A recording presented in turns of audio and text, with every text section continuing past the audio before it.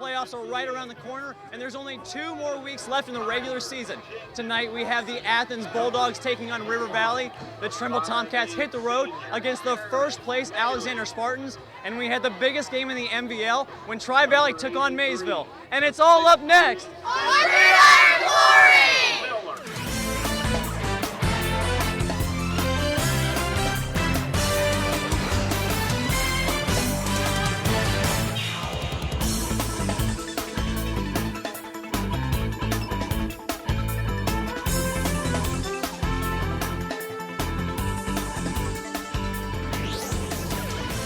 It's time to kick off Week 9, and we've got a lot of ground to cover. I'm your host, Justin Holbrook.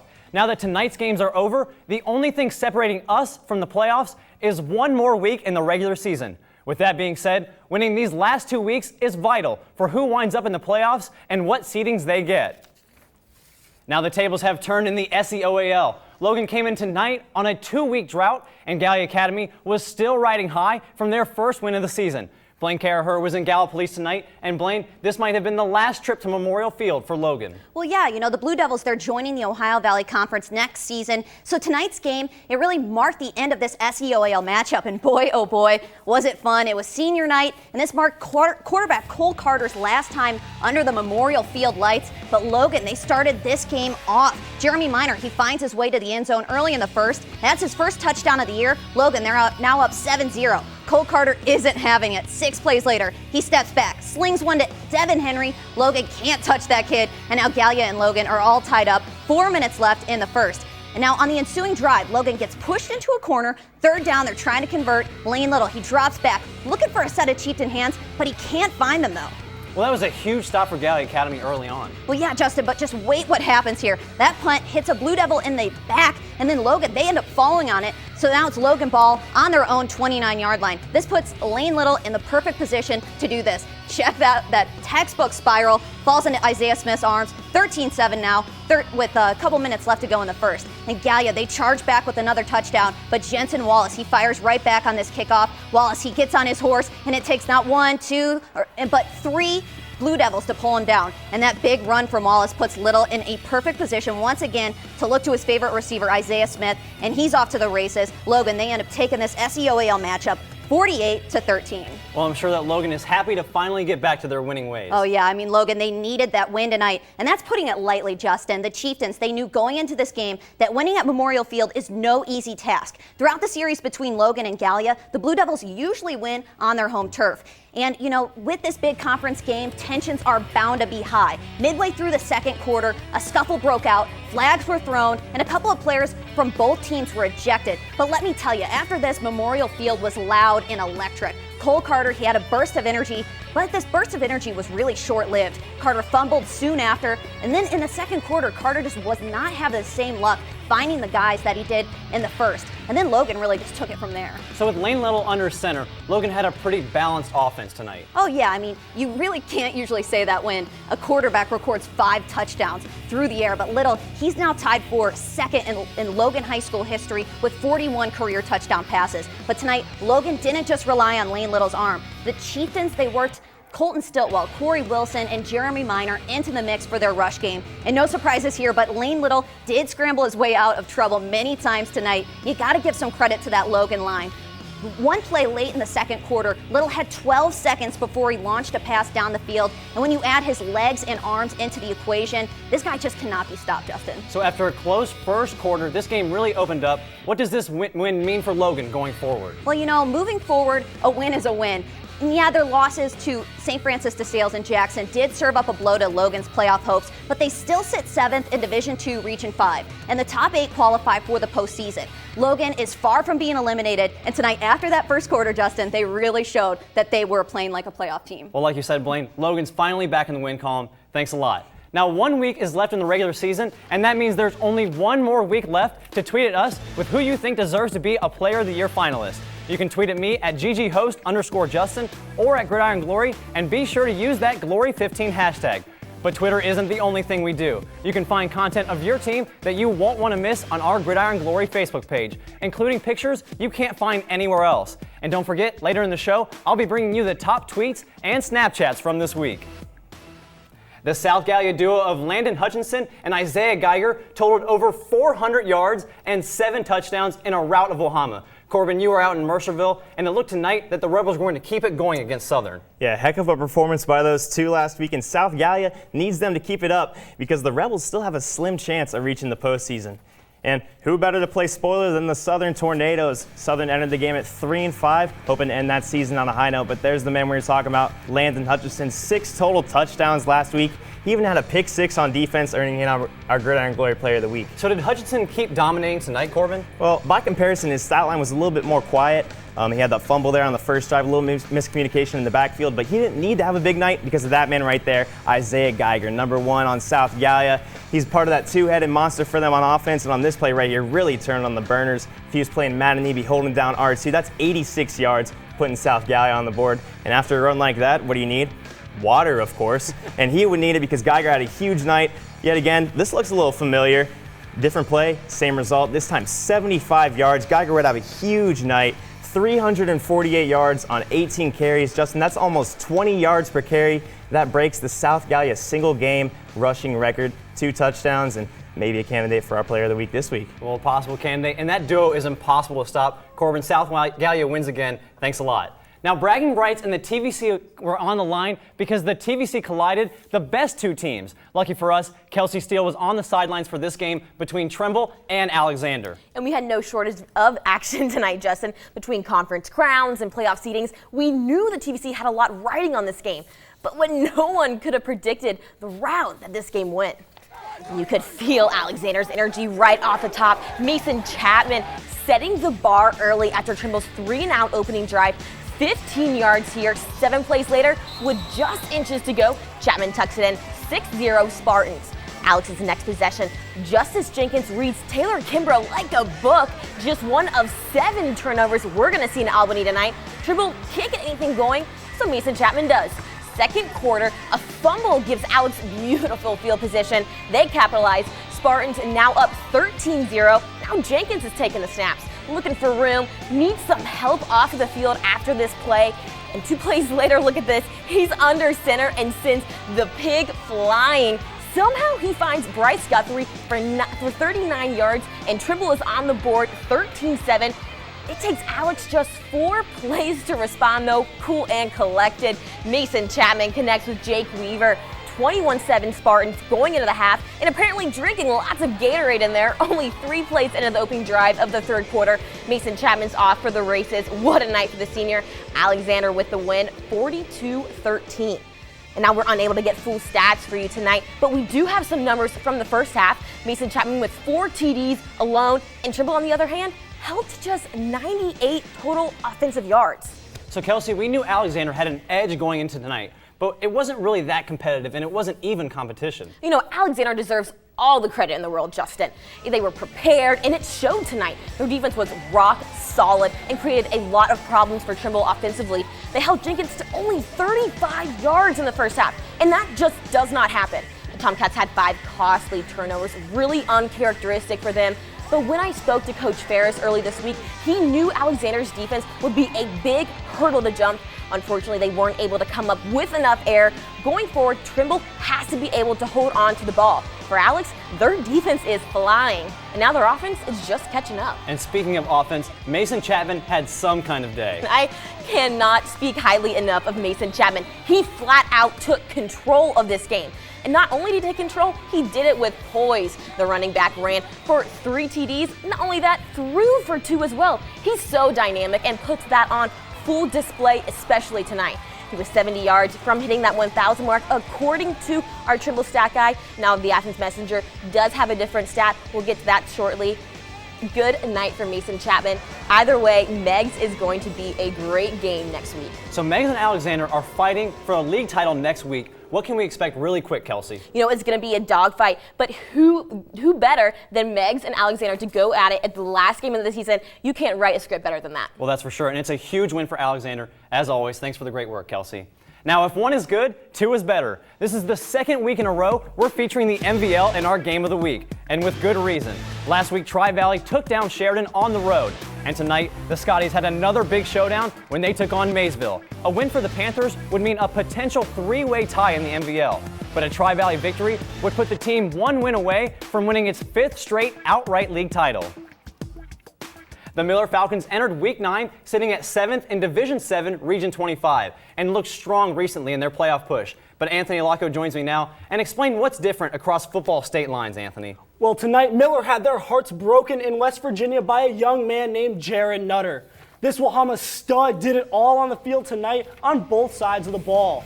Offensively, Coach Barr had Nutter lined up all over the place. This forced the Miller defense to always be conscious of where he was on the field. The problem for Miller is that even though they knew Nutter was going to get the ball, they still couldn't stop him on defense. Nutter was a menace on defense and had an interception in the second half, diving backwards. He was flying around the defensive backfield, wreaking havoc and disrupting the Miller game plan. So Miller was favored coming in, but their game plan was outmatched. Why was Wahama able to continue and beat Miller's high-powered offense? Well, it comes down to coaching. Head coach Dave Barr and defensive coordinator Mike Wolf deserve a ton of credit. Barr did a great job of having his team's energy up and his guys ready to go against a great Miller football team. Wolf's defense was on fire tonight, and other than a few big plays, they really didn't allow Miller to move the ball. They held Cody McKinnis to just 3 rushing yards on the night, and this is a guy with over 1,600 on the year. The defensive line for Wahama closed all the gaps on McKinnis tonight, and Wahama's big men played great on both sides of the ball. Ultimately, they were the reason that Wahama was able to get this upset 39-21. Well, Wahama definitely played spoiler tonight. Anthony, thanks for the great work. Now, our first tweet of the night comes from South Gallia's Dominic Johnson. On Tuesday, he tweeted, "Had a pretty good time with Landon and my team with Gridiron Glory. Already pumped for this game." The past week, Landon Hutchinson was our player of the week for his 6th touchdown performance against Wahama. And our second tweet of the week comes from Jeff Lehman. Jeff picked Alexander to come away with the win over Trimble and move to 8-1 on the year. And he was right, as Alexander won 42-19. We've talked about the boys of fall over at Federal Hocking, but for one Lancer, Friday night is all about halftime. Isn't that right, Rachel? Yeah, Justin. And while halftime usually signifies a break in the action, that's not the case over at Stewart. And equipped with knives and fire-burning batons, Marina Scott keeps the fans in the stands. It's just this energy and this desire to be in band, and she adds the glitter and the flair at halftime that we wouldn't have otherwise. For 14 years, Marina Scott has been perfecting her talent. And now as a junior, she takes her passion for twirling to the 50-yard line every Friday night.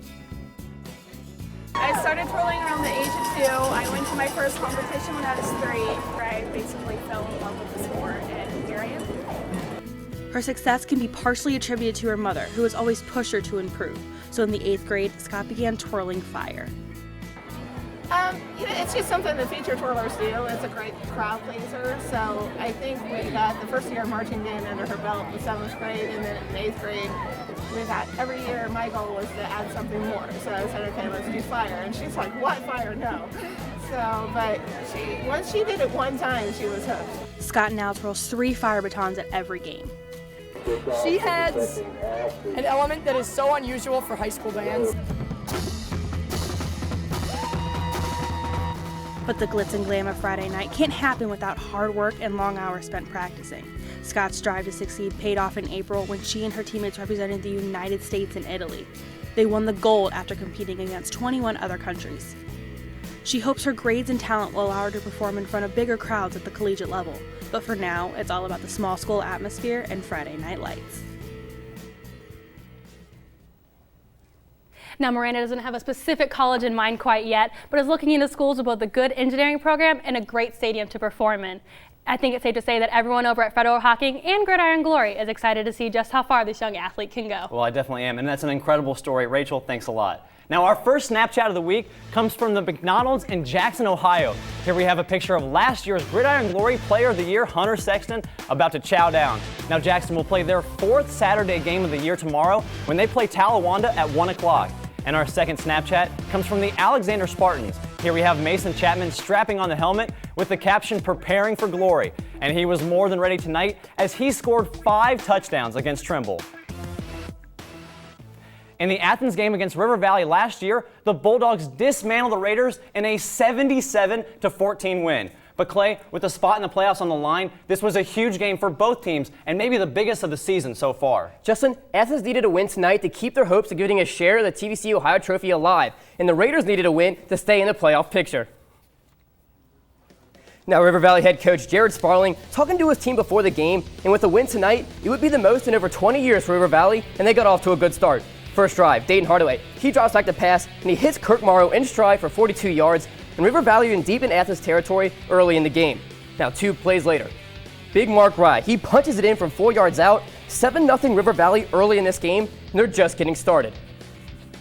On the next drive, Hardaway, he drops back to pass, and again he finds Kirk Morrow, this time for a 31-yard touchdown, 14-0 River Valley with 3 minutes left in the first quarter. Athens trying to get something going on offense, but the ball would come loose, and after a scrum at the bottom of the pile, River Valley jumps on the ball, and just like that, they're back in control. 2 plays after the fumble, Hardaway dropping back again, and he finds a wide open Mark Ray for a 20-yard touchdown, 21-0 River Valley, and we're still in the first quarter. Athens struggled on offense for most of the first half, but Saltzman punches it in with 46 seconds left in the half, 21-7 River Valley. And on the ensuing drive, River Valley goes 60 yards in 46 seconds, as Hardaway finds his man Kirk Morrow in the back of the end zone. That'll make it 28-7 going into the locker room, and River Valley would go on to win 35-21. Now with the loss, Athens can't get a share of the TVC Ohio crown, but for River Valley, they're looking really good going into the later part of the season. Well, Clay, that was a big win for River Valley, but talk about what happened before halftime. No, Justin, River Valley scored with 46 seconds left in the first half, and I don't think anyone in the stadium expected the Raiders to do anything with the ball. But Athens squib kicked, and River Valley started the drive on their own 38-yard line. Hardaway kept throwing 8-yard outs to Kirk Morrow, and Athens couldn't stop it. Then, with 16 seconds left in the quarter, Hardaway threw a beautiful ball to Morrow in the back of the end zone to kill any Athens momentum and extend their lead back to 21 before halftime. So a tough loss for the Bulldogs. Does that hurt them tonight? Athens continued to shoot themselves in the foot with penalties. The Bulldogs were called for a lot of holdings and face masks, and not just sloppy football from Athens. Those are penalties that can't be avoided and that kill any momentum the team is making. And that's what hurt the Bulldogs for the entire first half, and the Raiders just capitalized off of that. So, Clay, what does this game mean for the playoffs? Well, this win will go a long way for the Raiders coming into tonight. They were 8th in Division 5, Region 17, and they can only go up from here. Their defense also got a lot of confidence tonight with the way they controlled Zakiah Saltzman. Barring any major shakeups ahead of them in the standings, Justin, we may not see the Bulldogs playing postseason football. Well, it's been a long time since the Bulldogs haven't been in the playoffs, so that was a great game again from River Valley. Clay, thanks a lot. Now, the last time I was in the MVL for Fan of the Week was against the Sheridan Generals, pulled off an upset over Maysville. But this week, it was the Panthers that were hoping to steal away a win from TriValley. In the heart right here. You gotta be right here. So who's gonna win this game tonight, guys? TriValley! What's the score gonna be? 400-0. Obviously that they're Maysville and they got the best cheering like stand and our defensive offense and everything. The whole nation. We have so much pride that we're just the best.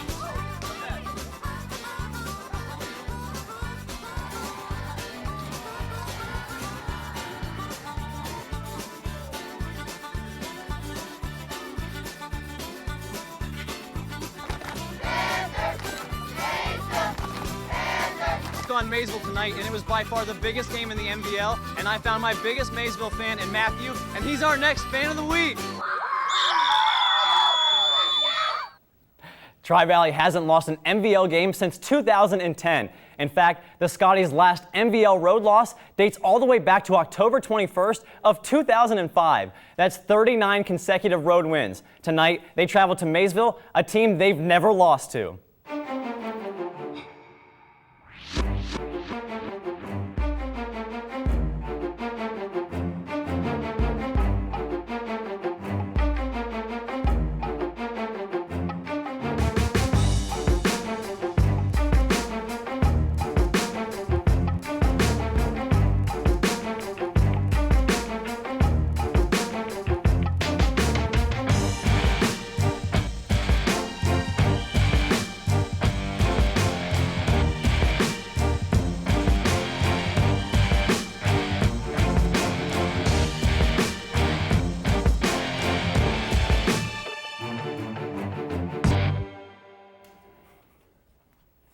We now go live to Nathan Wiseman, who's out in Maysville. Nathan, how did this game match up with all of the hype? Oh, yeah, well, it definitely lived up to all of the hype, that's for sure. And Coach Justin Buttermore, he always loves these games like this. He loves the games when the pressure's on and the MVL title is on the line. Now, look who's back from Maysville. Johnny Runkle. The fans were so excited to see him back only 5 weeks after tearing his ACL, especially when he was getting big yards like this, a 24-yard run. And then Chase Roberts would get another touchdown for Maysville, putting Maysville up 7-3. So let's now fast forward to the end of the half, where Colin Slobodan comes up with the ball, giving TriValley the 10-7 lead heading into the half. Now let's go to the third quarter, where Slobodan gets the ball again, but no, the ball gets loose from him. Maysville falls on the ball, so it's Maysville possession again. Chase Roberts now in shotgun. It looks like he's gonna go to the left, but no, he reverses the entire field all the way to the right side. He's getting past one defender, 2, 3, all the way down for a 26-yard gain. Now his ankle would bother him, but he would be all right for the rest of the game. Now Cody Collins gets absolutely tattooed on this play. Clay Mercer has the ball and he says, hey, it's Maysville possession. But they were still in it, but after this blocked field goal, Tri-Valley pretty much secured the game. They would get another touchdown and a late touchdown in garbage time as they went on to roll with the victory, 27-14. Cody Collins had a huge game, 137 yards, 21 attempts, and 1 touchdown. But one stat that stood out to me about Tri-Valley tonight, 456 total team yards, a complete domination. I mean, it was really close for a lot of the game, 10-7 at halftime, but Tri-Valley really turned it up after halftime and went on to get that victory. So Nathan, how does this win shape up the MVL title race and the playoff picture? Well, this game's huge. I mean, Tri-Valley and Maysville, I mean, it's always a huge game every year, especially when the MVL title is on the line. Now, this game does give does give Tri-Valley a share of the MVL title. They have to play Philo next week. Now, if they beat Philo, they win it outright for the 5th consecutive year. But if they lose,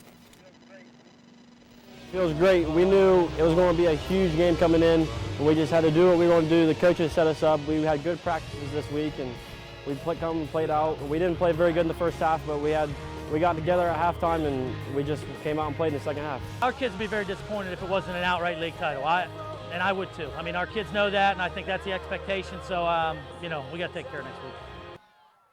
So yeah, just like the guys were saying, it was great to catch up with Logan Nesbitt and Coach Buttermore after the game.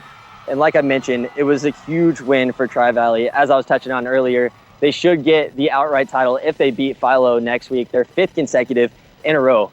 But what everyone wants to know is playoff implications. With Tri-Valley being in such a tough region, it wasn't a guarantee that they'd make the playoffs, but this win pretty much solidifies them some postseason action. And as for Maysville, they should get in as well. This loss shouldn't set them back, and they should be just fine in time for the playoffs. So Nathan, if you had to pick a player or two, who stood out for Tri-Valley the most? Well, yeah, Justin, that's such a hard choice because there's so many playmakers on Tri-Valley. That's what makes them so dominant. Maysville, on the other hand, I mean, they only have Chase Roberts. Chase Emmelspaugh and Johnny Runkle filter in there a little bit, but they mainly rely on Chase. So for Tri-Valley, though, Logan Nesbitt, he had a huge night. Cody Collins, a big game. And their quarterback, of course, Tyler McGee, comes up huge again. It really is a team effort. They have so many playmakers, it's hard to choose just one. So now Tri-Valley, 5 straight possible MVL titles. Nathan, thanks for the great work.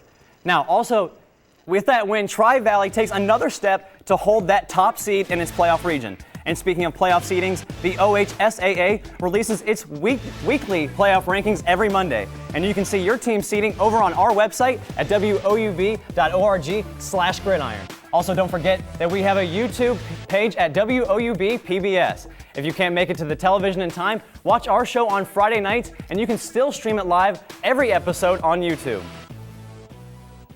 Last week, Wellston's Nick Cox tied Logan's Jensen Wallace for our longest top play of the year on an 89-yard touchdown run. The question is, would anyone be able to top that? Well, let's get right to it and find out. Let's get it started with top play number 3. Here we have Miller quarterback Cole Guile letting it fly to the right sideline, but Wahama's Jared Nutter is right on top of it, diving backwards for the interception. Now over at top play number 2, we have the explosive Logan offense.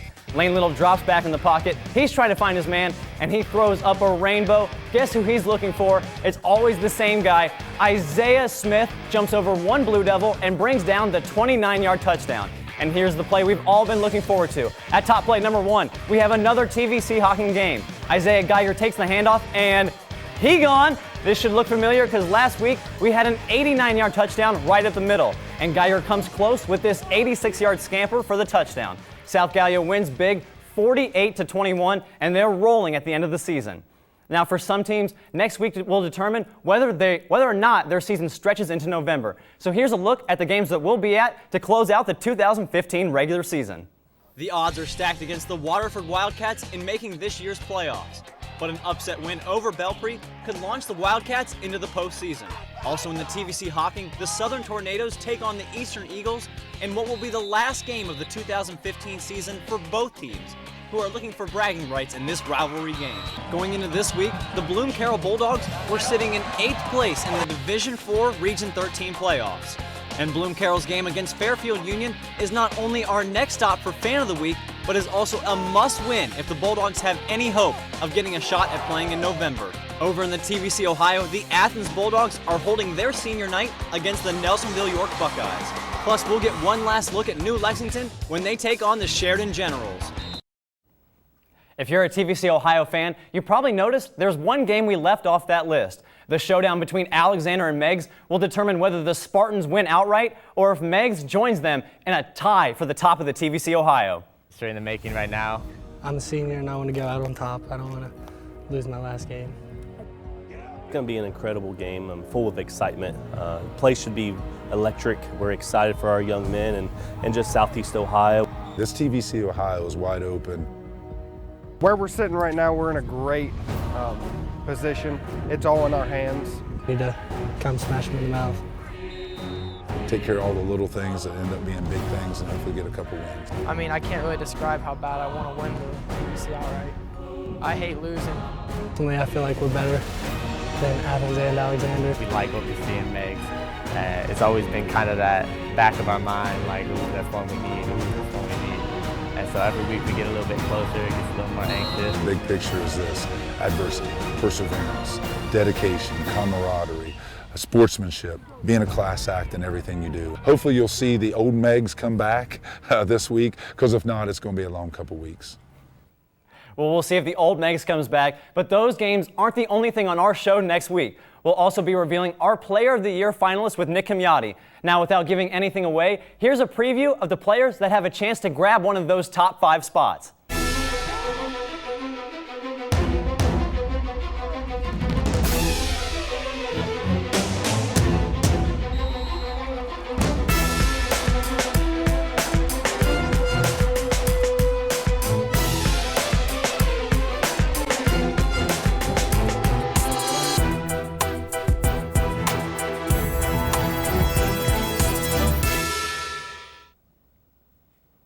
And since there's only 1 week left in the season, here's a quick look at the most recent computer playoff rankings. Over in Division II, Region 5, Logan is sitting at 7th place, followed by TriValley at 8th, but they may move up with a win over Maysville tonight. In Region 9 of Division III, the Jackson Ironmen are holding strong in 1st place with a 7-1 record. Zane Trace has Division 5 Region 17 on lockdown after winning again tonight. And 2 spots behind the Pioneers is Alexander, followed by River Valley in 8th. Trimble sits atop Division 7, Region 25, but are in danger of falling after losing to the Spartans. Now, for an update of the latest playoff rankings, head over to our website anytime during the week. Plus, there's only 1 more week to say your piece on who should be our Player of the Year finalist. So be sure to tweet at me or Gridiron Glory. And remember, there's nothing better than Friday nights in Gridiron Glory.